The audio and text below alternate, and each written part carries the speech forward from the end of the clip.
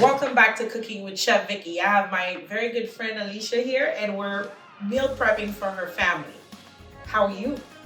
You know what? I'm excited. I love to meal prep because it saves me time during the week. So this is like awesome. So good stuff. What are we gonna do today? We're going to make a quick warm corn salad, and we have some chicken breast which we're going to butterfly and bread it and sear it and finish it in the oven. Okay. And you could make some nice jasmine rice with it later on, and that's all you'll have to prepare when you get home. Okay. So at least you have 50% or maybe 80% of your meal ready to go. Do you have a rice cooker? I do. Okay, so you could just set it and forget it. Set it and forget it. And I'll give you a few tips about making rice properly. Okay. All right, so let's start. Turn that on. Okay. On what temperature? Maybe halfway through. Halfway? Fine. Okay.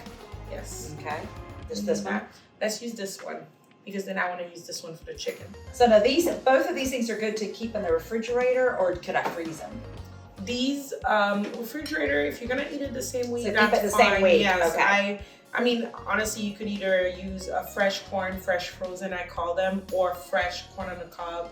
That's a little bit more work, but you could boil it and then cut it through. Okay. You could use either canned or a fresh frozen corn. Can or fresh? Yes. Okay. As long as you rinse the one from the can to remove a little bit of that sodium in Yeah. there, or buy the one low sodium, but I still rinse them. You do. I never use anything. If it's beans or corn, I always Just give it a little them. rinse. Correct. Okay. So what we're gonna do right now, it's on. Let's go ahead and drizzle about 1 or 2 tablespoons of oil in there. Okay. We're gonna have our garlic, so it's gonna be garlic and herbs, corn salad, Okay. warm corn salad. But that's one of those things that you could serve room temperature as well. Oh, okay, good. In the meantime, let me just get a little bit of my herbs. But we're going to start with our corn. Okay. You want to go ahead and In here. add that in there. Okay. What am I gonna start with? Start with that, okay. That's fine. While you do that, I'll go ahead and rough chop my parsley or my herbs. Oh, it wasn't hot. It was not. So this one, but it's okay. We'll let it come to, put it on 10. Mm-hmm. Patience in cooking is a virtue, I can tell you. But we'll fix that. It's not gonna steam, so we're gonna let it come to to a little bit of temperature. So we got some herbs. We're probably not gonna use all of that, but let it sit for a little bit, and then we'll adjust. Okay. Now, is this something that your boys like? Of course, though I've taught them the best thing you can do with kids is teach them early. Yeah. And also they are self-sufficient because they know mama is a working mom and they have to feed themselves sometime, even if it's an oatmeal. Yeah. So they know. That's awesome. You think any of them want to be a chef? I used to pick one of them, but we'll see. He's a teenager now, but we'll see. I don't force them because they see how hard it is. But that makes sense. as long as they can cook for themselves, I'm fine with it. Yeah. Let me go ahead and add some garlic. Okay. You probably think I'm Italian Haitian, right? You know, I love garlic. Cubans and Spaniards use a lot of garlic too. Yes. So I'm a fan. Let me go ahead and put some pepper. Pepper is nice in here. I'm gonna go a little bit smoked Caribbean on this one. Okay. And notice that I don't put a lot of salt in the food. The only time I would put salt is to bring out the natural flavors. But I'm using canned corn today, so it had a little bit of sodium, so I refrained from doing that. Dial it back. So we have the garlic, and we did the smoked Caribbean. We're gonna do the house blend, which is onion, garlic again. Okay. It's not a lot, but I want it to be subtle. Yep. And basically this is it. Wow. We're going to add a little bit of herbs, and you just mix it. This is one of those quick meals, quick salad that you can throw together. Go ahead and mix that corn. And if you wanted to add color, we could add bell peppers to it, but it's fine. This smells great the way it is, I gotta tell you. Okay. We're ready to go. But food does not have to be, you're good there? I think that you're doubting me right now. No, I'm not. But today, for this meal, we're going to work on the chicken necks. Alrighty. Okay. We good with that? There you go. You have some corn. This is what you use for chicken. Okay. Okay. You should always have a red cutting board. That's what we use in the industry to make sure that you always do your meats in one cutting board. I don't have a You red should, board. but then you could bleach it. That's fine. But to avoid any cross contamination, I usually have a cutting board that's just for meat. And because you don't ever want to go back and cut your fruits on there. We're going to butterfly those chicken right here. And notice that I put it on paper because it has some juice, so I just remove it and pull it out. One thing you don't want to do if you touch that chicken, you don't want to keep touching it everywhere, because then you could spread salmonella. And salmonella is really, really, really bad. So let me go ahead and grab my slicer. One way you could do with chicken breast, you could either cut it in pieces and make a stir fry. Two chicken breasts could go a long way, especially when you're feeding a big family. Absolutely. You could either cut them into slices and then add some bell peppers and onions and make a stir fry for fajita night. Or if you're doing the pieces of chicken, one chicken breast really, although my boys could eat the whole thing, I like to cut them in two. You could stretch it. You turn them into cutlets. It doesn't take you a long time to do so. So let me go ahead and get rid of that. And let's put our chicken back in here.